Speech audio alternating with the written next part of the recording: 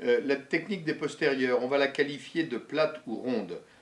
pareil avec 4 graduations. En fait, c'est la résultante d'un certain nombre d'éléments de nouveau, c'est-à-dire qu'au début de l'amorce du saut pour les postérieurs, les jarrets sont sous la masse, ils sont pliés, ils vont propulser l'arrière-main vers le haut. Le levier bassin, euh,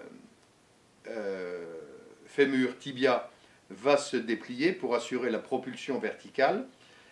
Ensuite, il va y avoir la bascule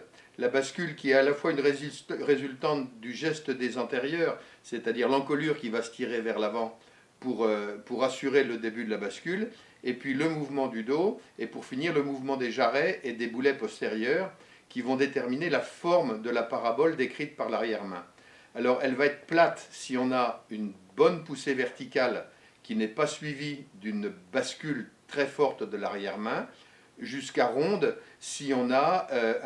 une incurvation du sacrum suivie d'un dépliement des jarrets, suivi d'un pli des boulets qui donne une impression d'une parabole plus fermée de l'arrière-main.